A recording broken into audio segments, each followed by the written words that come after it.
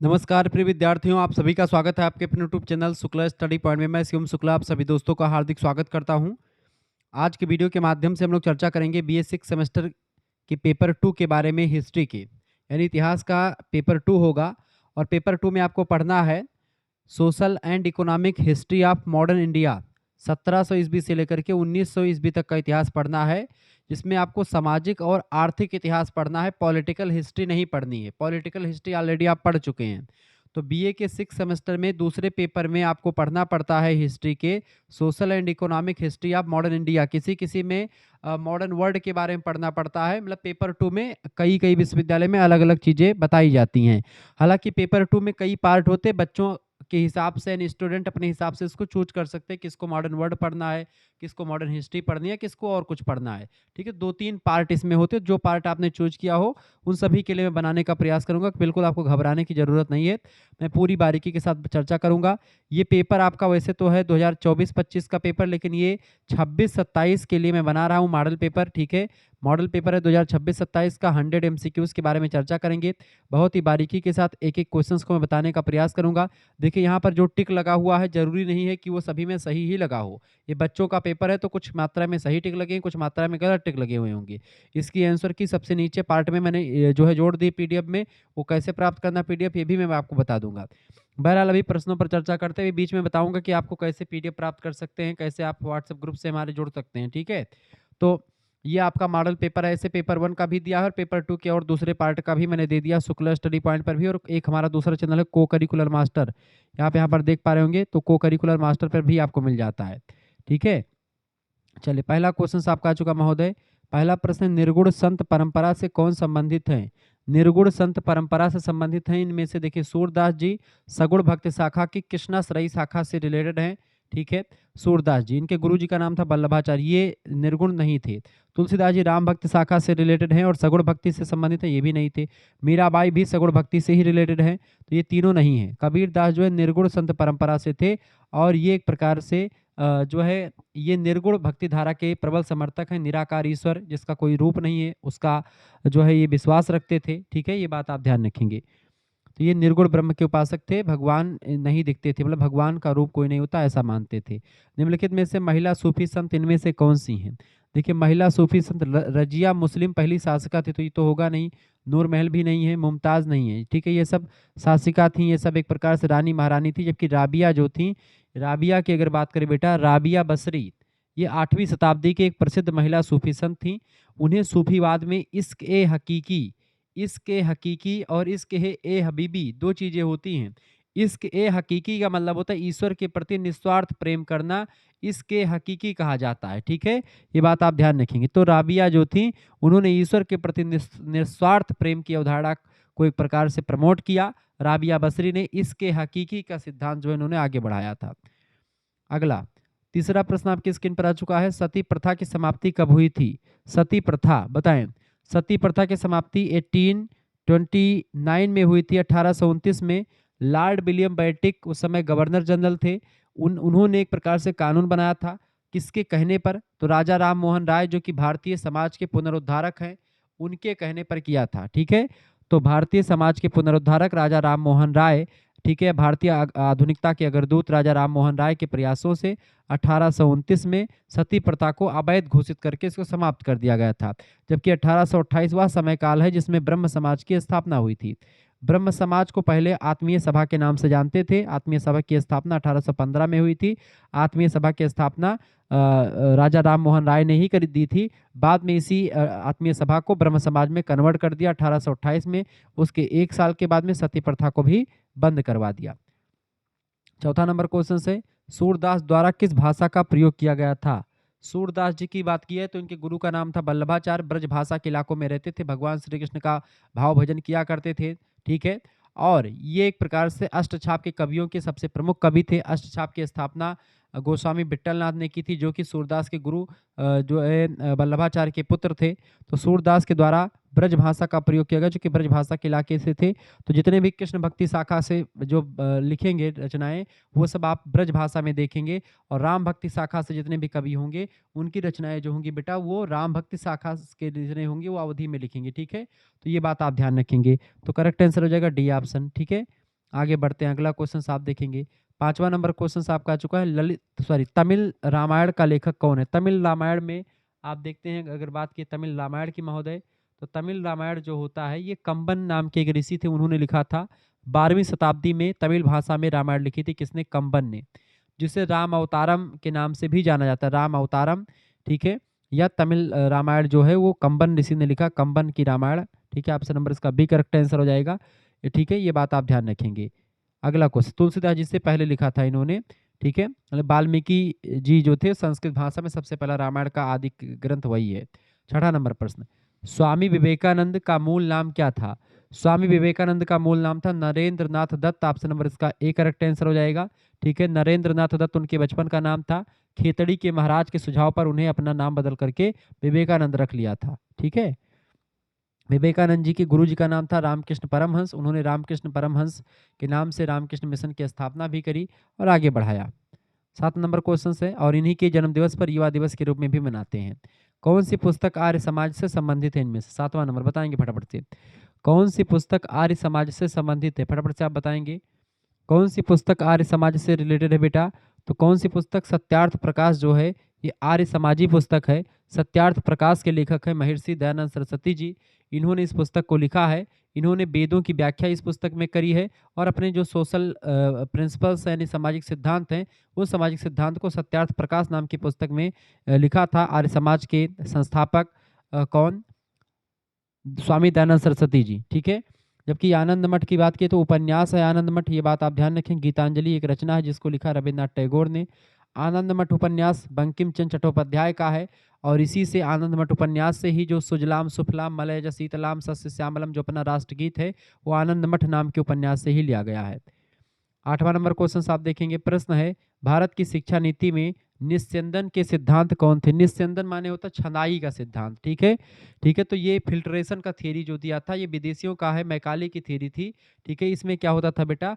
इसमें ये होता था, मैकाले कहता था कि शिक्षा केवल उच्च वर्ग को दी जाए, जिससे जब उच्च वर्ग शिक्षा पा जाएगा तो धीरे धीरे छन करके फिल्टर होकर के समान जनता तक पहुंच जाएगी। यानी कि जो भारतीय समाज का उच्च वर्ग है अगर वो शिक्षित हो जाएगा तो धीरे धीरे करके उससे नीचे वाला, फिर उससे नीचे वाला, वो एक प्रकार से सीखता चला जाएगा। जैसे कि एक छल्ली में, एक मोटी छल्ली कर लीजिए, उसमें पानी डालिए तो ऊपर भीग जाएगा, फिर नीचे छलनी थोड़ा सा और छोटा छेद, फिर और छोटा छेद, इस तरीके से सब में पानी पहुंच जाएगा।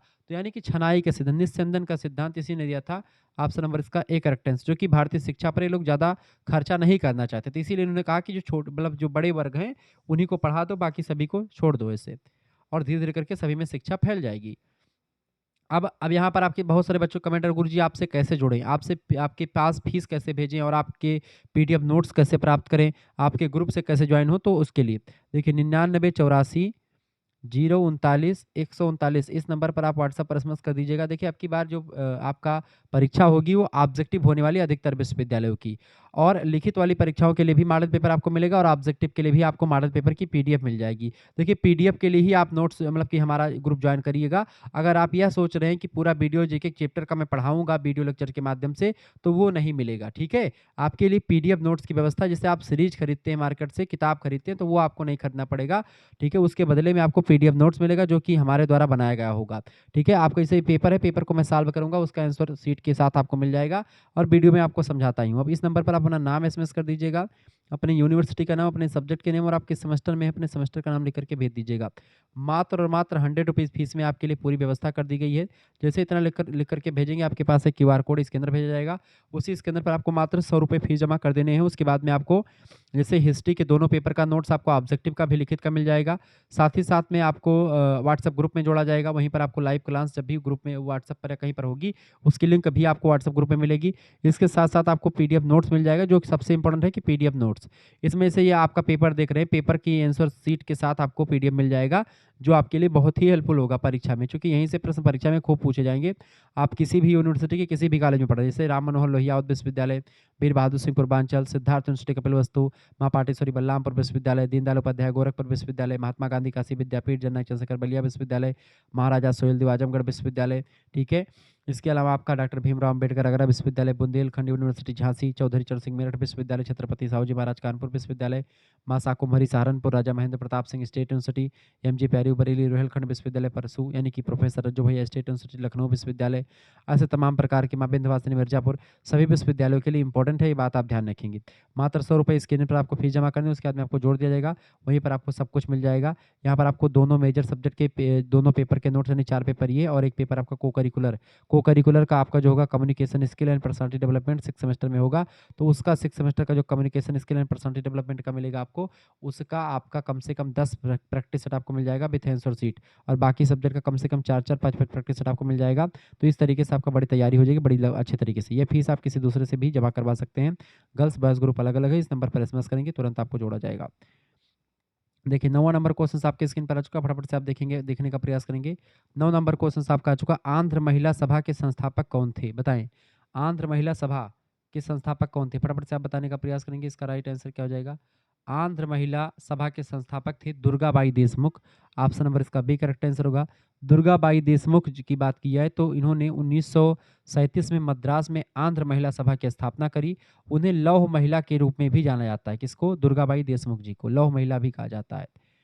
10 नंबर क्वेश्चन आपके स्क्रीन पर आ चुका है, बंगाल में सामाजिक धार्मिक सुधार आंदोलन के अग्रदूत हैं। बताएं, बंगाल में सामाजिक धार्मिक सुधार आंदोलन के अग्रदूत हैं तो राजा राम मोहन राय को माना जाता है। ऑप्शन नंबर इसका डी करेक्ट आंसर हो जाएगा। आधुनिक भारत का जनक और भारतीय पुनर्जागरण का अग्रदूत माना जाता है। ब्रह्म समाज की स्थापना करी थी 1828 में और 1829 में सती प्रथा का अंत करवाया था राजा राम मोहन राय ने। 11 नंबर क्वेश्चन आपका आ चुका है, सैडलर आयोग का गठन कब हुआ था? सैडलर आयोग का गठन 1917 में हुआ था। ऑप्शन नंबर इसका ए करेक्ट आंसर हो जाएगा। कलकत्ता विश्वविद्यालय की समस्याओं के अध्ययन के लिए डॉक्टर M.E. सैडलर की अध्यक्षता में इस आयोग का गठन किया गया था ताकि कलकत्ता विश्वविद्यालय की जो समस्याएं हैं उन समस्याओं का अध्ययन किया जा सके, उनका आकलन किया जा सके और उन समस्याओं का समाधान किया जा सके। 1917 में हमारा दूसरा चैनल है को करिकुलर मास्टर, वहाँ पर भी आपको कई लेक्चर्स मिल जाएंगे, आप देख लीजिएगा। को करिकुलर जो कम्युनिकेशन स्किल पर्सनालिटी डेवलपमेंट का लेक्चर होगा, सब कुछ आपको यहीं पर मिल जाएगा। पिछले 5-6 सालों के क्वेश्चन पेपर आपको साल फॉर्म में मिल जाते हैं चैनल पर, ये बात ध्यान रखेंगे। 12 नंबर क्वेश्चन से सार्जेंट योजना कब बनी थी? बताएं, 12 नंबर फटाफट से आप बताएंगे, सार्जेंट योजना कब बनी थी बेटा? 1944 में सार्जेंट योजना बनी थी। ऑप्शन नंबर इसका बी करेक्ट आंसर हो जाएगा। सर जॉन सार्जेंट ने 1944 में भारत के शिक्षा के विकास के लिए एक महत्वपूर्ण योजना प्रस्तुत की थी, इसी को सार्जेंट प्लान या सार्जेंट योजना के नाम से जानते हैं। 13 नंबर प्रश्न आपके स्क्रीन पर आ चुका, भारत में बनी पहली रंगीन फिल्म कौन सी थी? भारत में पहली जो रंगीन फिल्म बनी थी कौन सी थी? फटाफट से आप बताने का प्रयास करेंगे। भारत में जो पहली रंगीन फिल्म बनी थी बेटा वो कौन सी थी? सभी लोग बताने का प्रयास करेंगे। तो भारत में पहली रंगीन फिल्म जो बनी थी उसका नाम था किसान कन्या। किसान कन्या भारत की सबसे पहली रंगीन फिल्म मानी जाती है। ऑप्शन नंबर इसका ये करेक्ट आंसर हो जाएगा। अच्छा, राजा हरिश्चंद्र भी कुछ लोग मानते हैं इस फिल्म को, जो जनरल नॉलेज की बुक छोटी छोटी रहती है उसमें, ठीक है। लेकिन जो पहली बोलती फिल्म बनी थी उसका नाम था आला मारा। आला मारा की बात की जाए तो ये पहली बोलती फिल्म अगर पूछे तो आला मारा 1931 में इसका प्रकाशन हुआ था, मतलब ये पुस्तक है, मतलब कि ये फिल्म बनी थी। रंगीन फिल्म की बात की है तो किसान कन्या नाम की फिल्म बनी थी 1937 में, किसान कन्या रिलीज हुई थी, ठीक है, 1937 में। इसका निर्देशन किया था मोती बी गिडवानी ने, ये बात भी आप ध्यान रखेंगे। 14 नंबर क्वेश्चन आपका आ चुका, ब्रह्म समाज की स्थापना किसने करी थी? ब्रह्म समाज की स्थापना राजा राम मोहन राय ने 1828 में करी थी। कलकत्ता में ब्रह्म समाज की स्थापना, मूर्ति पूजा का विरोध किया था इन्होंने, एकेश्वरवाद यानी एक ही ईश्वर की पूजा का प्रचार प्रसार किया। ये सब चीजें ध्यान रखेंगे। 15 नंबर क्वेश्चन से विधवा पुनर्विवाह की वैधता पर हिंदू कानून के ग्रंथ लिखे गए थे। विधवा पुनर्विवाह की वैधता पर हिंदू कानून ग्रंथ किसने लिखे थे? तो ईश्वरचंद विद्यासागर ने लिखा था। ऑप्शन नंबर इसका बी करेक्ट आंसर हो जाएगा। अच्छा, ईश्वरचंद विद्यासागर ने मतलब जो विधवाएं थी उनकी स्थिति को सुधारने के लिए शास्त्रों का गहरा अध्ययन किया और प्रमाण दिया कि हिंदू धर्म ग्रंथ विधवा विवाह की अनुमति देते हैं। उनके प्रयासों के कारण ही 1856 में विधवा पुनर्विवाह अधिनियम पारित हुआ, ठीक है, ईश्वरचंद विद्यासागर के नेतृत्व में ही। 16 नंबर क्वेश्चन से गुलामगिरी नामक पुस्तक किसने लिखी है? गुलामगिरी फटाफट से आप बताने का प्रयास करेंगे। गुलामगिरी नाम की जो पुस्तक लिखी बेटा किसने लिखी है? सभी लोग बताने का प्रयास करेंगे। तो गुलामगिरी पुस्तक लिखी ज्योतिराव फूले ने। ऑप्शन नंबर इसका ए करेक्ट आंसर हो जाएगा। महात्मा ज्योतिबा फूले ने 1873 में इस पुस्तक को लिखा था। जाति प्रथा और सामाजिक भेदभाव के विरुद्ध एक कड़ा प्रहार किया था इस पुस्तक के माध्यम से, ठीक है। अगला 17 नंबर प्रश्न है, वेद समाज की स्थापना बताएं। वैद्य समाज की स्थापना कब हुई थी? वैदिक समाज की। तो वैदिक समाज की स्थापना 1864 में हुई थी। Option number B correct answer होगा। केशव चंद्र सेन और श्रीधरलू नायडू ने 1864 में मद्रास यानी चेन्नई में वेद समाज की स्थापना करी। दक्षिण भारत का ब्रह्म समाज भी वेद समाज को कहा जाता है। 18 नंबर क्वेश्चन से प्रार्थना समाज की स्थापना कब हुई थी? प्रार्थना समाज की स्थापना 1867 में हुई थी। आत्मारंग पांडुरंग और इन लोगों ने मिलकर के 1867 में मुंबई में प्रार्थना समाज की स्थापना की थी। बाद में महादेव गोविंद नानाडे ने इसको जो है आगे बढ़ाया था। 19 नंबर क्वेश्चन से रामकृष्ण मिशन की स्थापना कब हुई थी? रामकृष्ण मिशन की स्थापना हुई थी कहाँ पर भाई, कब हुई थी? 1897 में इसकी स्थापना हुई थी। 1897 सर 1800 कब हुई थी? 1897 में इसकी स्थापना हुई थी। बिल्कुल राइट आंसर आपका। 1897 में हुई थी, या स्वामी विवेकानंद जी ने अपने गुरु रामकृष्ण परमहंस की स्मृति में 1 मई 1897 को इसकी स्थापना करी थी।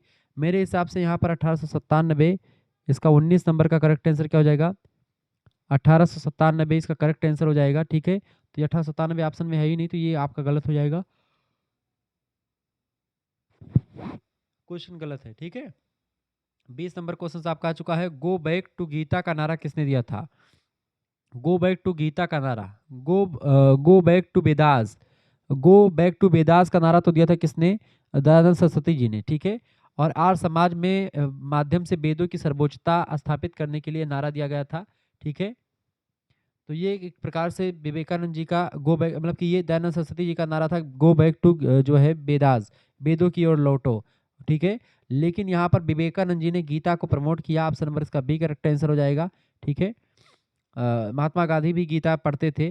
ठीक है, यहाँ पर क्वेश्चंस जो पूछा जाना चाहिए तो गो बैक टू वेदास, ये क्वेश्चंस होना चाहिए था, लेकिन यहाँ पर गो बैक टू गीता पूछा गया है क्वेश्चंस, तो ये थोड़ा सा नया क्वेश्चंस टाइप का बनाने का प्रयास किया गया है, विवेकानंद जी ने कहा होगा इसको। ठीक है, तो इसका बी ऑप्शन लगा दीजिएगा। आगे देखते हैं, 21 नंबर क्वेश्चन आपका आ चुका है। तत्वबोधिनी सभा की स्थापना कब की गई थी? तत्वबोधिनी सभा की स्थापना 1839 में करी गई थी। देवेंद्र नाथ ठाकुर ने 6 अक्टूबर 1839 को कोलकाता में तत्वबोधिनी सभा की स्थापना करी थी। ये बात आप ध्यान रखेंगे। इसका बी ऑप्शन करेक्ट आंसर होगा। 1839 में देवेंद्र नाथ ठाकुर ने तत्वबोधिनी समाज की स्थापना करी थी। ये बात आप ध्यान रखेंगे। आगे बढ़ते हैं और भी चीज़ों को जानने का प्रयास करते हैं। 22 नंबर क्वेश्चन आपका आ चुका है। पुणे में मुक्ति मिशन की स्थापना कब हुई थी? 22 नंबर, फटाफट से आप बताने का प्रयास करेंगे। पुणे में मुक्ति, बताएंगे मुक्ति,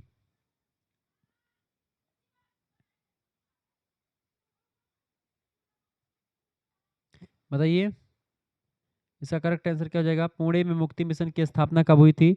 1889 में हुई थी। 1889, ऑप्शन नंबर इसका सी करेक्ट आंसर हो जाएगा। ठीक है, पंडिता रमाबाई ने 1889 में पुणे के पास केड़गांव में मुक्ति मिशन की स्थापना करी थी।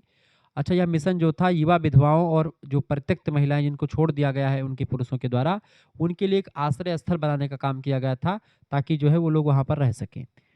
23 नंबर क्वेश्चन आपका आ चुका है। निम्नलिखित में से किसे लोकहितवादी नाम से जाना जाता है? 23 नंबर, लोकहितवादी नाम से गोपाल हरिदेश मुख को जानते हैं। गोपाल हरिदेश मुख को, ऑप्शन नंबर इसका सी करेक्ट आंसर हो जाएगा। ठीक है, इन्हीं को क्या कहते हैं? गोपाल हरिदेश मुख को। महाराष्ट्र के समाज सुधारक रहे हैं ये। ठीक है, और इन्होंने लोकहितवादी उपनाम से कई रचनाएं भी लिखी हैं।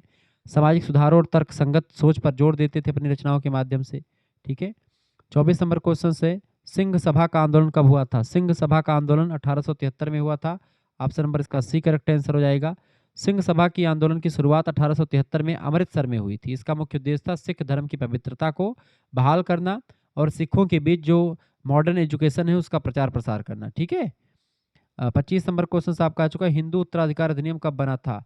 हिंदू उत्तराधिकार अधिनियम की अगर बात की जाए तो हिंदू उत्तराधिकार अधिनियम बना था बेटा कब? 1956 में बना था। ऑप्शन नंबर इसका बी करेक्ट आंसर हो जाएगा। महिलाओं को संपत्ति में समान अधिकार देने के लिए यह आंदोलन बेसिकली बनाया गया था। 26 नंबर क्वेश्चन आपकी स्क्रीन पर आ चुका, फटाफट से आप देखेंगे। 26 नंबर प्रश्न आपका आ चुका, स्वामी विवेकानंद ने विश्व धर्म संसद में किस वर्ष भाग लिया था? तो स्वामी विवेकानंद जी ने धर्म संसद में 1893 में भाग लिया था। ठीक है, शिकागो में। ऑप्शन नंबर इसका एक करेक्ट आंसर होगा। 1893 में शिकागो में एक विश्व धर्म संसद का आयोजन किया गया था। 11 सितंबर 1893 को अमेरिका के शिकागो में आयोजित विश्व धर्म संसद में भारत और सनातन धर्म का जो झंडा या परचम फहराया था वो विवेकानंद जी ही थे। उन्होंने भाषण शुरुआत में बोला था, मेरे अमेरिकी भाइयों और बहनों। ठीक है, इसी पूरी दुनिया को मंत्रमुग्ध कर दिया था इसी पहली लाइन से ही। 27 नंबर क्वेश्चन से, प्रार्थना समाज की स्थापना किसने करी थी? प्रार्थना समाज की स्थापना मुख्य रूप से आत्मारंग पांडुरंग ने करी थी, ठीक है, प्रार्थना समाज की स्थापना। लेकिन इसको आगे बढ़ाने में महादेव गोविंद नानाडे का हाथ था, इसीलिए इनका नाम ऑप्शन में दिया जाता है, बी ऑप्शन लगा दीजिएगा। 1867 में बम्बई में आत्मारंग पांडुरंग ने इसकी स्थापना करी थी, लेकिन इसमें सबसे अधिक प्रसिद्धि और विस्तार देने का काम रानाडे साहब ने किया था, महादेव गोविंद नानाडे, इसलिए इन्हीं का नाम लिया जाता है। 28 नंबर क्वेश्चन से आर्य समाज की स्थापना किसने करी थी? आर्य समाज की स्थापना कहाँ पर की गई थी? आर्य समाज की स्थापना भी मुंबई में करी गई थी। किसने करी थी बेटा? स्वामी दयानंद सरस्वती जी ने करी थी 10 अप्रैल 1875 को बम्बई, यानी अब मुंबई में आर्य समाज की स्थापना करी। उसका मुख्यालय जो था वो लाहौर को भी बनाया गया था। 29 नंबर क्वेश्चन आपका आ चुका, किसने गोरक्षा समिति बनाई थी? बताएं। गोरक्षा समिति बीजी तिलक, ठीक है, बीजी तिलक, ऑप्शन नंबर इसका बी करेक्ट आंसर हो जाएगा। बीजी तिलक ने बनाई थी गोरक्षा समिति, ऑप्शन नंबर इसका बी करेक्ट आंसर होगा। ऐतिहासिक रूप से दयानंद सरस्वती जी ने पहली गोरक्षणी सभा 1882 में बनाई थी, ठीक है, किसने? स्वामी दयानंद सरस्वती, लेकिन ऑप्शन में दयानंद सरस्वती जी का नाम नहीं दिया गया है। हालांकि बाल गंगाधर तिलक और महात्मा गांधी दोनों ने गोरक्षा के मुद्दों पर जोर शोर से अपनी बातें रखी थी, लेकिन आप देखते दयानंद सरस्वती का नाम जो है विकल्प में है, तो इसका करेक्ट आंसर दयानंद सरस्वती नहीं है, इसलिए बीजी तिलक करेक्ट आंसर हो जाएगा। अगला 30 नंबर क्वेश्चन आपकी स्क्रीन पर आ चुका, फटाफट से आप देखेंगे। प्रश्न है, निम्नलिखित में से कौन सा नेता आर्य समाजी था? आर्य समाजी इनमें से कौन से नेता था? 30 नंबर, फटाफट से आप बताने का प्रयास करेंगे। इनमें से कौन सा नेता जो था वो आर्य समाजी था बेटा? इनमें से कौन सा नेता आर्य समाजी था, बताएंगे? इनमें से कौन सा नेता जो था वो आर्य समाजी था? कौन बताएगा बाबू? इसका करेक्ट आंसर क्या हो जाएगा? फटाफट से आप बताने का प्रयास करेंगे। इनमें से कौन सा नेता आर्य समाजी था? तो वो था लाला लाजपत राय। लाला लाजपत राय जी जो थे वो आर्य समाजी थे, ठीक है। ये एक प्रकार से सक्रिय सदस्य थे आर्य समाज के। दयानंद एग्लो वैदिक यानी डीएवी स्कूलों में बड़ी भूमिका निभाते थे ये, ठीक है, दयानंद आयुर्वेदिक कॉलेज में। 31 नंबर, अहमदिया आंदोलन कब प्रारंभ हुआ था? अहमदिया आंदोलन 1889 में प्रारंभ हुआ था, ऑप्शन नंबर इसका बी करेक्ट आंसर होगा। मिर्जा गुलाम अहमद ने पंजाब के कादियान से 1889 में इस आंदोलन की शुरुआत करी थी। आगे देखते 32 नंबर क्वेश्चन आपका आ चुका, विधवा गृह की स्थापना किसने की थी? विधवा गृह की स्थापना करी थी डी के करबे ने, ऑप्शन नंबर इसका ए करेक्ट आंसर हो जाएगा, डी के करबे। डी के करबे ने प्रोफेसर जो है प्रोफेसर धोड़ो केशव करबे पूरा नाम है, पुणे में विधवाओं के उत्थान के लिए 1896 में एक आश्रम की स्थापना करी थी, ये बात आप ध्यान रखेंगे। आगे देखिए 33 नंबर क्वेश्चन है, अलीगढ़ आंदोलन किसने चलाया था? अलीगढ़ आंदोलन सर सैयद अहमद खान ने चलाया था, ऑप्शन नंबर इसका सी करेक्ट आंसर होगा, सैयद अहमद खान, ठीक है। मुसलमानों में आधुनिक शिक्षा को बढ़ावा देने के लिए अलीगढ़ आंदोलन शुरू किया था, और अलीगढ़ मुस्लिम यूनिवर्सिटी की नींव भी इन्होंने ही रखी थी, ठीक है। 34 नंबर प्रश्न आप देखेंगे, प्रश्न आपका आ चुका है, एज ऑफ कॉन्सेंट अधिनियम कब पारित हुआ? बताएं। 34 नंबर प्रश्न है, एज ऑफ कॉन्सेंट अधिनियम ये कब पारित हुआ था? 1891 में पारित हुआ, ऑप्शन नंबर इसका बी करेक्ट आंसर हो जाएगा। बहराम जी मालाबारी के प्रयासों से यह कानून बना था, जिसने लड़कियों के विवाह की न्यूनतम आयु 10 वर्ष से बढ़ा करके 12 वर्ष कर दी गई थी 1891 में, ठीक है। 35 नंबर क्वेश्चन आपका आ चुका है, प्रश्न है, राधा स्वामी सत्संग की स्थापना, राधा स्वामी सत्संग की स्थापना कब हुई थी? 1891 में हुई थी, ऑप्शन नंबर इसका ए करेक्ट आंसर हो जाएगा। ऐतिहासिक रूप से इसकी स्थापना 1861 में ही हो जाती है, ठीक है, लेकिन मतलब शिवदयाल साहब ने, तुलसीराम जी ने इसकी स्थापना करी थी, लेकिन इसमें करेक्ट आंसर जो हो जाएगा, ठीक है, 1891 इसका राइट आंसर हो सकता है। अगला क्वेश्चन आप देखेंगे, 36 नंबर प्रश्न है, प्रथम भारतीय महिला विश्वविद्यालय की स्थापना कब हुई थी? 36 नंबर, प्रथम भारतीय महिला विश्वविद्यालय की स्थापना 1906 में हुई थी, ऑप्शन नंबर इसका सी करेक्ट आंसर होगा 1906 में। डी की करबे ने 1906 में पुणे में इसकी स्थापना करी थी, ठीक है, जिसे बाद में SNDT विश्वविद्यालय के नाम से भी जाना गया। 37 नंबर क्वेश्चन से, वेदों की ओर लौटो का नारा किसने दिया था? दयानंद सरस्वती जी ने, ऑप्शन नंबर इसका बी करेक्ट आंसर होगा। स्वामी दयानंद सरस्वती जी ने वेदों की ओर लौटो नारा दिया था, ये बात आप ध्यान रखेंगे। आगे देखते हैं 38 नंबर प्रश्न आपका आ चुका है, भारत भारतीयों के लिए है, इसका नारा किसने दिया था? भारत भारतीयों के लिए 41 नंबर, फटाफट से आप बताने का प्रयास करेंगे। भारत भारतीयों के लिए ये नारा किसने दिया था? तो भारत भारतीयों के लिए है, 38 नंबर क्वेश्चन से इसको, इस नारा को दिया था आर्य समाज के लोगों ने, ऑप्शन नंबर इसका ये करेक्ट आंसर हो जाएगा, ठीक है। अगला क्वेश्चन आप देखेंगे 39 नंबर क्वेश्चन है, तत्वबोधिनी सभा की स्थापना किसने करी थी? तत्वबोधिनी समाज की स्थापना देवेंद्र नाथ टैगोर ने करी थी, इसका सी ऑप्शन करेक्ट आंसर हो जाएगा, देवेंद्र नाथ टैगोर, ठीक है। इसकी स्थापना महर्षि देवेंद्र नाथ टैगोर ने धार्मिक और दार्शनिक चर्चाओं के लिए किया था। 40 नंबर क्वेश्चन से, विधवा पुनर्विवाह सभा की स्थापना, विधवा पुनर्विवाह सभा की स्थापना की गई थी 1853 में, ऑप्शन नंबर इसका डी करेक्ट आंसर हो जाएगा। लेकिन कुछ कहीं कहीं पर 1850 मानते हैं, लेकिन 1853 से 1856 के दौरान जो है ये सक्रिय रूप से विधवा पुनर्विवाह सभा जो है रही है। 41 नंबर क्वेश्चन से सोशल सर्विस लीग की स्थापना कब हुई थी? सोशल सर्विस लीग 41 नंबर, फटाफट से आप बताने का प्रयास करेंगे। सोशल सर्विस लीग की स्थापना कब हुई थी? बिल्कुल राइट आंसर आपका, सोशल सर्विस लीग की स्थापना 1911 में हुई थी। ऑप्शन नंबर इसका सी करेक्ट आंसर हो जाएगा। इसकी स्थापना करी थी एन जोशी साहब ने बम्बई में, ठीक है। 42 नंबर क्वेश्चन से ब्रह्म समाज की स्थापना कब हुई थी? ब्रह्म समाज की स्थापना 1828 में हुई थी। राजा राम मोहन राय के द्वारा बम्बई में ब्रह्म समाज की स्थापना की गई थी। ब्रह्म सभा या ब्रह्म समाज की, ठीक है। 43 नंबर क्वेश्चन से भारतीय पुनर्जागरण का पिता किसको कहते हैं? राजा राम मोहन राय को कहा जाता है, ठीक है। 44 नंबर क्वेश्चन से आर्य समाज की स्थापना कब हुई थी? आर्य समाज की स्थापना 1875 में हुई थी। ऑप्शन नंबर इसका बी करेक्ट आंसर हो जाएगा, ठीक है। बम्बई में आर्य समाज की स्थापना की थी दयानंद सरस्वती जी ने, ये बात आप ध्यान रखेंगे। 45 नंबर क्वेश्चन से रामकृष्ण मिशन की स्थापना किसने करी थी? स्वामी विवेकानंद जी ने करी थी रामकृष्ण मिशन की स्थापना। 1897 में अपने गुरु राम कृष्ण परमहंस की स्मृति में इस मिशन की शुरुआत राम जो है स्वामी विवेकानंद जी ने करी थी। 46 नंबर क्वेश्चन से आपका आ चुका, किस सामाजिक संगठन में शुद्धि आंदोलन चलाया था? बताएं। 46 नंबर, किस सामाजिक संगठन ने शुद्धि आंदोलन चलाया था? तो आर्य समाज के लोगों ने चलाया था। ऑप्शन नंबर इसका सी करेक्ट आंसर हो जाएगा। अगला क्वेश्चन, शुद्धि आंदोलन, शुद्धि आंदोलन के तहत उन लोगों को दोबारा से हिंदू बनाया जाता था जो कि मुसलमान हो गए थे, ठीक है पहले। 47 नंबर को, सिस्टर निवेदिता किसकी शिष्या थी? विवेकानंद जी की शिष्या थी सिस्टर निवेदिता। ऑप्शन नंबर इसका बी करेक्ट आंसर हो जाएगा। मार्गरेट एलिजाबेथ नोबेल जिन्हें सिस्टर निवेदिता कहा जाता है, स्वामी विवेकानंद की प्रमुख शिष्या बन गई थी, ये बात ध्यान रखेंगे। 48 नंबर, बहुत प्रभावित थी विवेकानंद जी से। किसने कहा था कि हिंदू और मुसलमान भारत की दो आंखें हैं? हिंदू और मुसलमान भारत की दो आंखें किसने कहा था? 48 नंबर, फटाफट से आप बताने का प्रयास करेंगे। 48 नंबर का करेक्ट आंसर क्या हो जाएगा? फटाफट से आप बताने का प्रयास करेंगे। 48 नंबर, किसने कहा था कि हिंदू और मुसलमान भारत की दो आंखें हैं? सर सैयद अहमद खान ने कहा था। ऑप्शन नंबर इसका ए करेक्ट आंसर हो जाएगा, ठीक है। 49 नंबर क्वेश्चन से संवाद कौमुदी के संस्थापक, संवाद कौमुदी राजा राम मोहन राय इसके संस्थापक थे। ऑप्शन नंबर डी करेक्ट है। संवाद कौमुदी एक बंगाली साप्ताहिक समाचार पत्र था जिसे राजा राम मोहन राय ने 19वीं शताब्दी के पूर्वार्ध में प्रकाशित किया था। इसके माध्यम से उन्होंने सती प्रथा जैसी कुरीति को समाप्त करने का प्रयास किया था, ठीक है।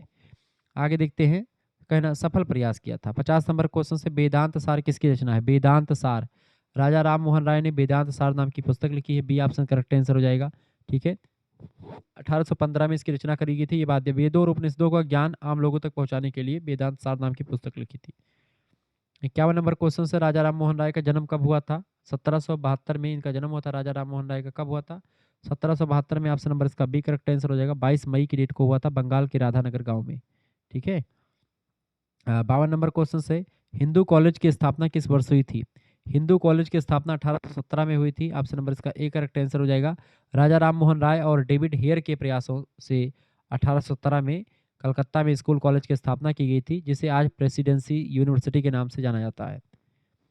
53 नंबर क्वेश्चन से मिरातुल अखबार किस भाषा में? मिरातुल अखबार जो है फारसी भाषा में था। ऑप्शन नंबर इसका सी करेक्ट आंसर का फारसी भाषा में था। राजा राम मोहन राय द्वारा निकाला गया था। ये फारसी भाषा का पहला समाचार पत्र था ये, ठीक है, जो 1822 में शुरू किया गया था।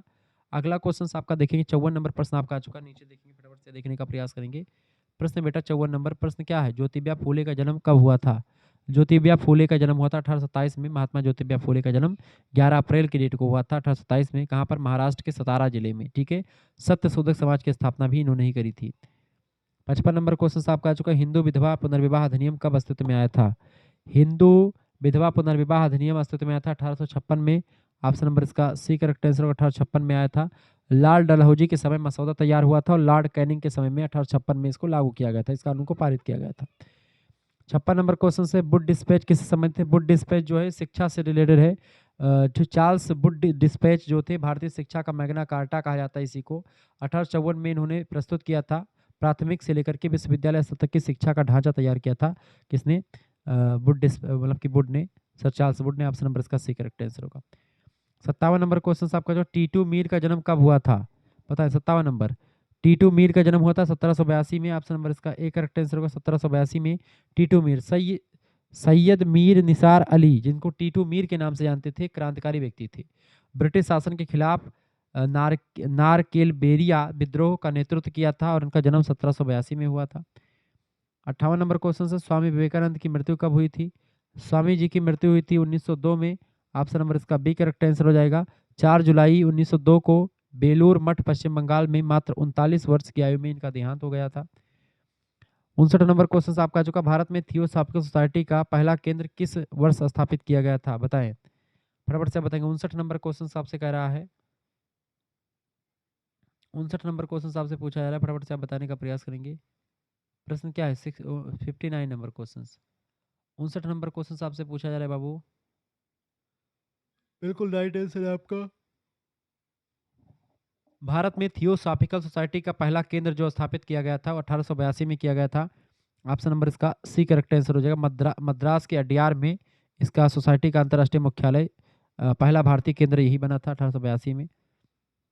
60 नंबर क्वेश्चन, बहाबी आंदोलन का प्रमुख केंद्र। बहाबी आंदोलन का मुख्य केंद्र क्या था? तो बहाबी आंदोलन का मुख्य केंद्र था पटना। ऑप्शन नंबर इसका बी करेक्ट है, पटना शहर जो था वो था। ठीक है, बिहार का पटना सर सैयद अहमद बरेलवी के नेतृत्व में बहाबी आंदोलन का सक्रिय केंद्र रहा। 61 नंबर क्वेश्चन है, थियोसॉफिकल सोसाइटी की स्थापना किस वर्ष हुई थी? थियोसॉफिकल सोसाइटी की स्थापना 1875 में हुई थी। मैडम ब्लावत्स्की और कर्नल आलकोट ने 1875 में अमेरिका के न्यूयॉर्क शहर में थियोसॉफिकल सोसाइटी की स्थापना करी थी। इसका ए ऑप्शन करेक्ट आंसर हो जाएगा। अच्छा, 1882 इसलिए बताते हैं, भारत में अगर पूछा जाएगा तो 1882 बताएंगे, और अंतर्राष्ट्रीय स्तर पर लगेगा तो 1875 में। ठीक है, मैडम ब्लावत्स्की और कर्नल आलकोट ने मिलकर के किया था। 62 नंबर क्वेश्चन से, सत्यार्थ प्रकाश किसकी रचना है? बताएं। 62 नंबर, सत्यार्थ प्रकाश किसकी रचना है बेटा? फटाफट से आप बताने का प्रयास करें। सत्यार्थ प्रकाश जो है किसकी रचना है? सभी लोग बताने का प्रयास करेंगे। सत्यार्थ प्रकाश, सत्यार्थ प्रकाश किसकी रचना है? कौन बताएगा बाबू? सत्यार्थ प्रकाश किसकी रचना है? बहुत बढ़िया तरीके से आप चीजों को देख पा रहे हैं, बहुत बढ़िया। सत्यार्थ प्रकाश जो रचना लिखी दयानंद सरस्वती जी की रचना। ऑप्शन नंबर इसका बी करेक्ट आंसर हो जाएगा। ठीक है, अस्थाई बंदोबस्त कहाँ लागू किया गया था? बताएं। Permanent settlement in implemented where was the, बताएं अस्थाई बंदोबस्त कहाँ लागू किया गया था? तो अस्थाई बंदोबस्त लागू किया गया था बंगाल प्रेसिडेंसी में। ऑप्शन नंबर इसका ए करेक्ट आंसर हो जाएगा। 1793 में लॉर्ड कॉर्नवालिस ने बंगाल, बिहार और उड़ीसा में अस्थाई बंदोबस्त यानी कि परमानेंट सेटलमेंट लागू किया था। ये बात आप ध्यान रखेंगे। 64 नंबर क्वेश्चन आपका आ चुका। 1857 में संघर्ष के समय बंगाल के जमींदारों ने किसका सहयोग किया था? तो बताएं, 1857 के संघर्ष के समय बंगाल के जमींदारों ने किसका सहयोग किया था? तो अंग्रेजों का सहयोग किया था बंगाल के जमींदारों ने। सी ऑप्शन करेक्ट आंसर हो जाएगा। ठीक है, अगला प्रश्न आप देखेंगे। 65 नंबर प्रश्न है, अस्थाई बंदोबस्त कब स्थापित हुआ था? बताएंगे। अस्थाई बंदोबस्त स्थापित कब हुआ था बेटा? अस्थाई बंदोबस्त कब स्थापित हुआ था? फटाफट से आप बताने का प्रयास करेंगे। इसका करेक्ट आंसर क्या हो जाएगा? अस्थाई बंदोबस्त जो स्थापित हुआ था बेटा, कब स्थापित हुआ था? बिल्कुल राइट आंसर आपका आ चुका है, वो 1793 में स्थापित हुआ था।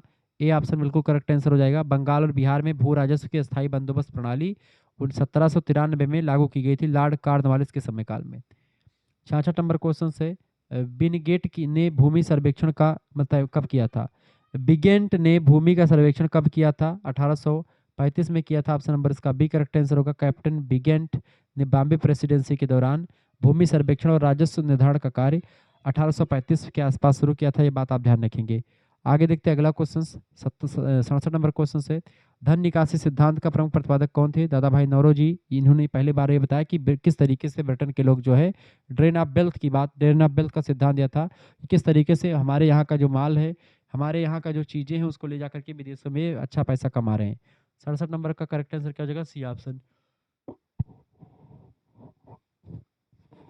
दादा भाई नौरोजी ने एक पुस्तक भी लिखी थी। कौन सी पुस्तक थी? Poverty and un British rule in India. उस पुस्तक में इन्होंने बताया कि अंग्रेज भारत का धन कैसे लूट करके इंग्लैंड ले जा रहे हैं, विदेशों को ले जा रहे हैं। 68 नंबर, 68 नंबर क्वेश्चन से, तालुकदारी व्यवस्था कहाँ थी? बताएं। तालुकदारी व्यवस्था कहाँ पर थी बेटा? तो तालुकदारी व्यवस्था अवध के प्रांतों में थी। ऑप्शन नंबर इसका ए करेक्ट आंसर हो जाएगा। तालुकदार व्यवस्था मुख्य रूप से संयुक्त प्रांत यानी आज के उत्तर प्रदेश के अवध क्षेत्र में थी। ठीक है, 69 नंबर क्वेश्चन से आपका आ चुका है, फटाफट से आप देखेंगे। 69 नंबर क्वेश्चन से, दस्तक शब्द का तात्पर्य क्या है? दस्तक, दस्तक माने होता है शुल्क मुक्त व्यापार को दस्तक कहते हैं। ऑप्शन नंबर इसका बी करेक्ट आंसर हो जाएगा। मुगल काल और ब्रिटिश शासन की शुरुआत में ईस्ट इंडिया कंपनी को व्यापारिक सामान पर कर न देने की जो अनुमति मिली थी उसी को दस्तक कहा जाता है। पास जिसको कहते हैं अंग्रेजी में, उसी को दस्तक कहते हैं। 70 नंबर क्वेश्चन आपका आ चुका है, भारतीय रेल बजट को सामान्य बजट से पृथक करने की सिफारिश कब की गई थी? 70 नंबर, भारतीय रेल बजट को सामान्य बजट से पृथक करने की सिफारिश 1925 में की गई थी। 1924-25 का जो रेल बजट हुआ था उसको मुख्य बजट से अलग कर दिया गया था। ठीक है, एकवर्थ कमेटी की रिपोर्ट 1921 के आधार पर ऐसा किया गया था। ऑप्शन नंबर इसका A correct answer 1925। 71 number question से, ब्रिटिश शासन पहले चूंकि रेल बजट और ये सब बजट इकट्ठे पेश किया जाता था, फिर बाद में उसको अलग किया गया, तो वही पूछा गया था। ब्रिटिश शासन के दौरान कौन सा उद्योग भारत में प्रमुख नहीं था? 71 नंबर, ब्रिटिश शासन के दौरान जो है इस्पात जो था, स्टील का कारखाना, ये भारत में उतना ज़्यादा प्रसिद्ध नहीं था, स्टील यानी इस्पात। ठीक है, ब्रिटिश काल में जूट, कपास, कोयला ये सब उद्योग बड़े भारी मात्रा में थे। स्टील, टाटा स्टील बाद में आया। ठीक है, और उतना ज़्यादा इसका बढ़ावा नहीं मिला था। 72 नंबर क्वेश्चन आपका आ चुका, किसने कहा था कि अस्थायी बंदोबस्त एक भयंकर भूल थी? अस्थायी बंदोबस्त एक भयंकर भूल थी, किसने कहा था? 72 नंबर, फटाफट से आप बताने का प्रयास करेंगे, किसने कहा था इस बात को, बताइएगा।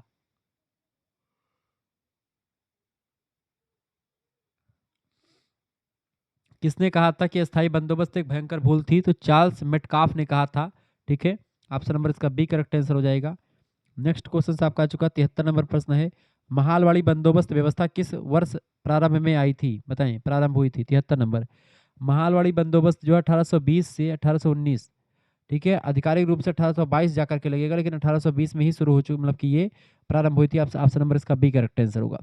हाल्ट मैकेंजी ने इसकी इस योजना जो है, इसकी योजना 1819 में तैयार कर ली थी। 1822 के विनियमन अधिवेशन के तहत इसको लागू किया गया था, मुख्य रूप से 1820 या 19। ठीक है, इसका बी ऑप्शन करेक्ट आंसर होगा। 74 नंबर क्वेश्चन आपका आ चुका, मद्रास में रैयतवाड़ी बंदोबस्त किस वर्ष लागू किया गया था? रैयतवाड़ी बंदोबस्त जो लागू किया गया था बेटा, वो कब लागू किया था? मद्रास में रैयतवाड़ी बंदोबस्त जो लागू किया गया था 1820 में। ऑप्शन नंबर इसका बी करेक्ट आंसर हो जाएगा। ठीक है, थॉमस मुनरो ने 1820 में मद्रास प्रेसिडेंसी में रैयतवाड़ी बंदोबस्त लागू किया था। 75 नंबर क्वेश्चन से, अस्थायी बंदोबस्त में कंपनी व जमींदारों का हिस्सा था, बताइएगा। अस्थायी बंदोबस्त में इनका हिस्सा कैसा था? फटाफट से आप बताने का प्रयास करेंगे, इसका राइट आंसर क्या हो जाएगा?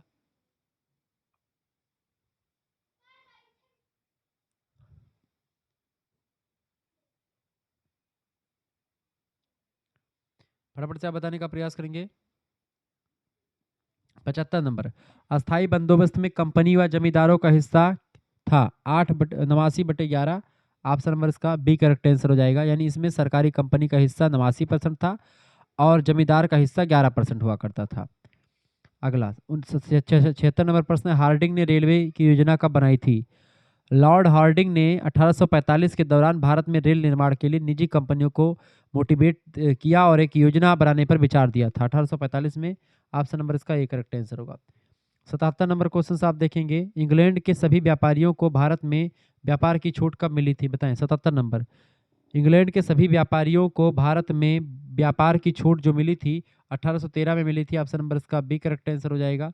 ठीक है, 78 नंबर क्वेश्चन आपका आ चुका, इंग्लैंड में भाप द्वारा रेल बना चलाने की योजना कब बनी थी? भाप के द्वारा रेल बनाने की योजना कब शुरू की गई थी? फटाफट से आप बताने का प्रयास करेंगे, इसका राइट आंसर क्या होगा? 78 नंबर बताएंगे सभी लोग। 78 नंबर क्वेश्चन आपका कह रहा है क्या? 78 नंबर क्वेश्चन आपका कह रहा है बेटा बाबू, फटाफट से आप वीडियो को शेयर कर दीजिएगा और लाइक कर दीजिए। क्वेश्चन से नहीं कह रहा है, कह रहा कि इंग्लैंड में भाप के द्वारा रेल चलाने की योजना बनी थी। कब बनी थी? वो 1841 में बनी थी। दुनिया की पहली सार्वजनिक रेलवे 1825 में इंग्लैंड में शुरू हुई थी, लेकिन व्यापक विस्तार जो हुआ था बड़ी योजनाओं का 1840 के दशक के आसपास शुरू हुआ था। 1841 इसका राइट आंसर हो जाएगा, बी ए ऑप्शन।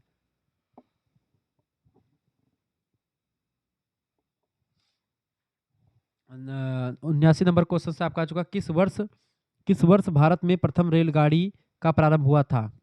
बताएं। तो 1853 में हुआ था। ऑप्शन नंबर इसका ए करेक्ट आंसर हो जाएगा। ठीक है, भारत की पहली यात्री ट्रेन 16 अप्रैल 1853 को बोरी बंदर यानी मुंबई से ठाणे के बीच में चलाई गई थी, बात ध्यान रखेंगे। 80 नंबर क्वेश्चन से, किस समिति ने भारतीय रेल बजट को सामान्य बजट से अलग करने की सिफारिश करी थी? उस समिति का नाम था तदर्थ समिति या एकवर्थ समिति। ठीक है, ऑप्शन नंबर इसका बी करेक्ट आंसर हो जाएगा। ठीक है, 1920-21 में विलियम एकवर्थ की अध्यक्षता वाली समिति ने रेल बजट को अलग करने की सलाह दी थी, जिसे 1924 में लागू किया गया था बाद में। ठीक है, ये बात आप ध्यान रखेंगे। आगे देखेंगे अगला क्वेश्चन आपका 81 नंबर क्वेश्चन से 4235 मील रेलवे लाइन का निर्माण कब पूरा हो गया था? फटाफट से आप बताने का प्रयास। 81 नंबर का करेक्ट आंसर क्या हो जाएगा? 81 नंबर का राइट आंसर कौन बताएगा बाबू? 81 नंबर का बिल्कुल राइट आंसर आप बताएंगे।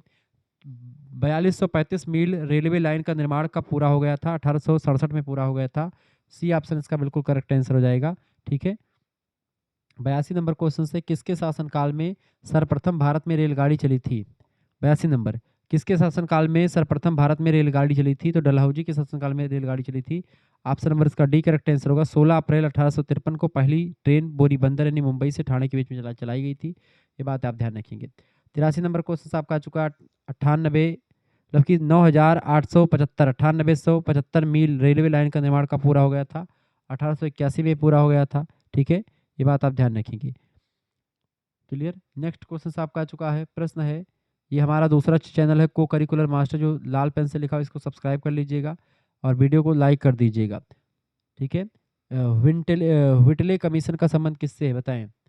फटाफट से आप बताएंगे। 84 नंबर करेक्ट आंसर क्या? 84 नंबर का बताइएगा।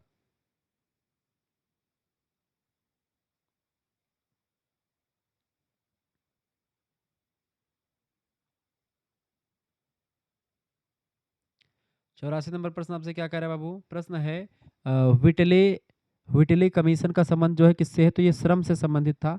ऑप्शन नंबर इसका बी करेक्ट आंसर हो जाएगा। 1929 में royal commission on labour, Whitley commission जिसको आप कहते हैं, उसका गठन किया गया था भारत में औद्योगिक कार्यस्थलों और श्रमिकों की स्थिति की जांच करने के लिए।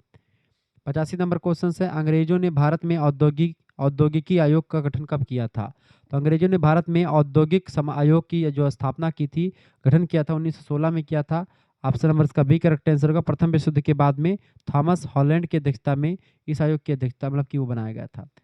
86 नंबर क्वेश्चन से आर्थिक निष्कासन सिद्धांत का प्रतिपादन कब किया गया था? बताएं। Drain of wealth theory propounded when was the, मतलब इसको किया था दादा भाई नौरोजी ने। ठीक है, पहली बार 1867 ईस्वी में। किस तरीके से ईस्ट इंडिया कंपनी भारत से धन ले जाकर के दुनिया को एक प्रकार से मतलब कि अपने देश को अमीर कर रहा है, भारत को गरीब कर रहा है। 1867 करेक्ट आंसर हो जाएगा, सी ऑप्शन इसका। 87 नंबर क्वेश्चन से कपास का निर्यात अंग्रेज भारत से ब्रिटेन किस शताब्दी में करते थे? 87 नंबर कपास का निर्यात अंग्रेज भारत से ब्रिटेन किस शताब्दी में करते थे? तो 19वीं शताब्दी में। ऑप्शन नंबर इसका बी करेक्ट आंसर हो जाएगा। आगे देखते हैं 88 नंबर क्वेश्चन आपकी स्क्रीन पर आ चुका, फटाफट से आप देखने का प्रयास करेंगे। 88 नंबर क्वेश्चन आपका आ चुका महोदय। वीडियो को लाइक कर दीजिएगा, चैनल पर नए हैं तो सब्सक्राइब भी कर दीजिएगा। 88 नंबर क्वेश्चन आपसे क्या कह रहा है? प्रश्न, सूती वस्त्र उद्योग भारतीय पूंजीपतियों के हाथ में किस शताब्दी के अंत तक था? 88 नंबर सूती वस्त्र उद्योग भारतीय पूंजीपतियों के हाथ में किस शताब्दी के अंत तक था? तो 19वीं शताब्दी के अंत तक था। ऑप्शन नंबर इसका सी करेक्ट आंसर हो जाएगा। 19वीं शताब्दी के अंत तक भारत में सूती मिलों पर भारतीय उद्यमियों जैसे जो खास करके कावस जी, नाना भाई डाबर का प्रभाव बढ़ने लगा था। ठीक है। 89 नंबर क्वेश्चन से अंग्रेजों ने चाय का उत्पादन भारत में किस शताब्दी के प्रारंभिक दशक में शुरू किया था? तो अंग्रेजों ने चाय का उत्पादन भारत में जो किया था वो 19वीं शताब्दी में शुरू किया था, 1830 के दशक में। ऑप्शन नंबर इसका डी करेक्ट आंसर 19वीं शताब्दी में। 90 नंबर क्वेश्चन से किस उद्योग में विदेशी पूंजी नहीं लगाई गई थी? बताएं, किस उद्योग में विदेशी पूंजी नहीं लगाई गई थी? तो कपास उद्योग में विदेशी पूंजी नहीं लगाई गई थी। ऑप्शन नंबर इसका बी करेक्ट आंसर होगा। जूट, चाय और नील इसमें विदेशी पूंजी लगाई गई थी। ठीक है, जबकि सूती वस्त्र उद्योग भारतीय पूंजी काफी मजबूत पहले से ही थी, इसीलिए इसमें पैसा नहीं खर्च किया गया था। 91 नंबर क्वेश्चन आपकी स्क्रीन पर आ चुका, फटाफट से आप देखेंगे। प्रश्न, दादा भाई नौरोजी ने कब कहा था कि सूती वस्त्र बुनकरों के कंकाल भारत के मैदानों को बदरंग कर रहे हैं? बताएं कब कहा था, फटाफट से आप बताने का प्रयास करेंगे। इसका राइट आंसर कब करेक्ट आंसर क्या होगा? 91 नंबर देखिए बाबू। 91 नंबर क्वेश्चन आपसे कह रहा है दादा भाई नौरोजी ने कब कहा था कि सूती वस्त्र बुनकरों के कंकाल भारत के मैदानों को बदरंग कर रहे हैं? इसको कहा था कब? 1835 में। ऑप्शन नंबर इसका बी करेक्ट आंसर होगा। 1835 में इस कथन को कहा था। हालांकि यह प्रसिद्ध कथन जो है अक्सर लॉर्ड विलियम बेंटिक से जोड़ा जाता है 1834-35 में, जो भारतीय बुनकरों की दयनीय स्थिति पर टिप्पणी की थी। लेकिन दादा भाई नौरोजी ने धन निष्कासन के सिद्धांत के माध्यम से इन बातों को विस्तार से समझाने का प्रयास किया है। ठीक है, ऑप्शन नंबर इसका बी करेक्ट आंसर होगा। 92 नंबर क्वेश्चन से WH मोरलैंड ने कब बताया था कि भारत की जनसंख्या लगभग में 10 करोड़ है? WH मोरलैंड ने 1600 ईस्वी में बताया था कि भारत की जनसंख्या लगभग में 10 करोड़ है। ये बात आप ध्यान रखेंगे, अनुमानता बताया था उन्होंने 100 मिलियन के आसपास। ऑप्शन नंबर इसका बी करेक्ट आंसर, 1600 ईस्वी में बताया था। 93 नंबर क्वेश्चन से द्वितीय भारतीय कारखाना अधिनियम कब अस्तित्व में आया था? 93 नंबर। द्वितीय भारतीय कारखाना अधिनियम अस्तित्व में आया था 1891 में। ऑप्शन नंबर इसका बी करेक्ट आंसर हो जाएगा। 1891 में दूसरी फैक्ट्री एक्ट 1891 में आया था, जिसमें महिलाओं के काम के घंटों को सीमित किया गया था और साप्ताहिक अवकाश यानी एक सप्ताह में एक दिन की छुट्टी की बात भी करी गई थी। 94 नंबर क्वेश्चन से हंटर आयोग किससे संबंधित है? हंटर आयोग फटाफट से आप बताने का प्रयास करेंगे। हंटर आयोग जो है किससे रिलेटेड है बेटा? सभी लोग बताने का प्रयास करेंगे। 94 नंबर हंटर आयोग जो है ये शिक्षा से रिलेटेड आयोग है, शिक्षा से रिलेटेड है। 1882 में हंटर कमीशन जो था इसकी अध्यक्ष मतलब कि विलियम हंटर की अध्यक्षता में प्राथमिक और माध्यमिक शिक्षा के सुधार के लिए इस आयोग का गठन किया गया था। 95 नंबर क्वेश्चन से प्रथम कारखाना कानून कब अस्तित्व में आया था? 95 नंबर प्रथम कारखाना कानून अस्तित्व में आया था 1881 में। ऑप्शन नंबर इसका सी करेक्ट आंसर हो जाएगा। ठीक है, लॉर्ड रिपन के काल में पहली फैक्ट्री एक्ट पास हुआ था, जिसमें बाल श्रम पर नियम बनाए गए थे और सेकंड में महिलाओं को लेकर के नियम बनाए गए थे। 96 नंबर क्वेश्चन से प्रथम श्रमिक संगठन कब बना था? प्रथम श्रमिक संगठन 1892 या 1890 में बना था। ऑप्शन नंबर इसका ए करेक्ट आंसर हो जाएगा। 1892 में बनाया गया था। ऑप्शन नंबर इसका ए करेक्ट आंसर होगा। ठीक है, एम लोखंडे ने 1890 में बॉम्बे मिल हैंड्स एसोसिएशन बनाई थी, जिसे भारत का पहला संगठित श्रमिक संघ माना जाता है। ठीक है, लेकिन 1892 ऑप्शन के साथ 1892 होगा। 97 नंबर क्वेश्चन से प्रथम लौह और इस्पात उद्योग की स्थापना कब हुई थी? प्रथम लौह और इस्पात उद्योग की स्थापना 1875 में हुई थी। ऑप्शन नंबर इसका ए करेक्ट आंसर हो जाएगा। बंगाल आयरन वर्कर्स की स्थापना की गई थी। ठीक है, 1875 में कुल्टी पश्चिम बंगाल में, ये बात आप ध्यान रखें, पश्चिम बंगाल कुल्टी में इसकी स्थापना हुई थी। आगे देखते हैं 98 नंबर क्वेश्चन आपके स्क्रीन पर आ चुका है। 98 नंबर क्वेश्चन से महोदय प्रश्न क्या पूछा गया आपसे? प्रश्न है लंका सायर के सूती वस्त्रों का भारत में पहली बार प्रचलन कब हुआ था? तो लंका सायर के सूती वस्त्रों का भारत में पहली बार जो प्रचलन हुआ था औद्योगिक क्रांति के विस्तार के समय में 1855 के दौरान हुआ था। ऑप्शन नंबर इसका डी करेक्ट आंसर हो जाएगा। 99 नंबर क्वेश्चन आपका आ चुका है। इंपीरियल बैंक ऑफ इंडिया की स्थापना कब हुई थी? 99 number imperial bank of India की स्थापना 1920-21 में हुई थी। ऑप्शन नंबर इसका बी करेक्ट आंसर होगा। 1920-21 ऑप्शन में है ही नहीं आपका, 1920-21 है ऑप्शन में, बी ऑप्शन है, बिल्कुल करेक्ट आंसर हो जाएगा। बी ऑप्शन इसका राइट आंसर हो जाएगा। 27 जनवरी 1921 को 3 प्रेसिडेंसी बैंकों को मिला करके इंपीरियल बैंक बनाया गया था। यही बैंक बाद में चल करके 1955 में भारतीय स्टेट बैंक के नाम से आगे बढ़ा। 100 नंबर क्वेश्चन आपका आ चुका है। अखिल भारतीय ट्रेड यूनियन कांग्रेस की स्थापना कब हुई थी? Akhil Bharatiya trade union Congress AITUC की स्थापना हुई थी 1920 में। ऑप्शन नंबर इसका ए करेक्ट आंसर हो जाएगा। 31 अक्टूबर 1920 को इसकी स्थापना की गई थी और इसके पहले अध्यक्ष थे लाला लाजपत राय जी। ठीक है, इस तरीके से 100 MCQ को आपने देख लिया है। ये आपका आंसर की नीचे दी गई है। ठीक है, पेपर 2 की पूरा विस्तार से इसको मैंने बता दिया है। सभी विश्वविद्यालयों के लिए इंपॉर्टेंट है। अगर आपको PDF नोट्स प्राप्त करने हैं तो मात्र 100 रुपये में PDF नोट्स आप प्राप्त कर सकते हैं। 9984 039 139 इस नंबर पर आप व्हाट्सएप पर SMS कर दीजिएगा। अपना नाम, अपनी यूनिवर्सिटी का नाम, अपने सब्जेक्ट का नाम लिख करके भेज दीजिएगा और किस सेमेस्टर में, जैसे इतना लिख करके भेजेंगे आपके पास एक QR कोड भेजा जाएगा, उसी पर आपको मात्र 100 रुपये फीस जमा कर देना। उसके बाद में आपको सभी सब्जेक्ट का नोट्स मिल जाएगा। सेकंड सेमेस्टर के 6 सेमेस्टर के जो भी आपकी जैसे हिस्ट्री पॉलिटी है तो हिस्ट्री के 2 पेपर होंगे, पॉलिटी के 2 पेपर होंगे और को करिकुलर का, इन सभी को करिकुलर का ऑब्जेक्टिव ही पेपर होता है हमेशा सभी विश्वविद्यालय में। तो उसके लिए 10 प्रैक्टिस सेट आपको मिलेगा विथ आंसर शीट और बाकी जो आपका ऑब्जेक्टिव होगा तो उसका ऑब्जेक्टिव का 3-3 चार प्रैक्टिस सेट और आपका लिखने वाला का भी 3-3 चार प्रैक्टिस सेट आपको मिलता रहेगा। इंपॉर्टेंट चीज़ें मिल जाएगी जो आपकी परीक्षा के लिए इंपॉर्टेंट रहेगा, ये बात आप ध्यान रखें। धन्यवाद, मिलते हैं फिर नेक्स्ट वीडियो में। तब तक के लिए जय हिंद जय भारत। आप सभी का बहुत बहुत धन्यवाद। हमारे से जुड़ने के लिए इसी प्रकार से अपना प्यार दुलार हमेशा बना रखें। वीडियो को लाइक और शेयर कर दीजिएगा। को करिकुलर मास्टर चैनल को सब्सक्राइब कर दीजिएगा। BA करिकुलर चैनल को आप सब्सक्राइब कर दीजिएगा। दोनों चैनल अपने ही हैं, ये बात ध्यान रखें। धन्यवाद, बहुत बहुत धन्यवाद।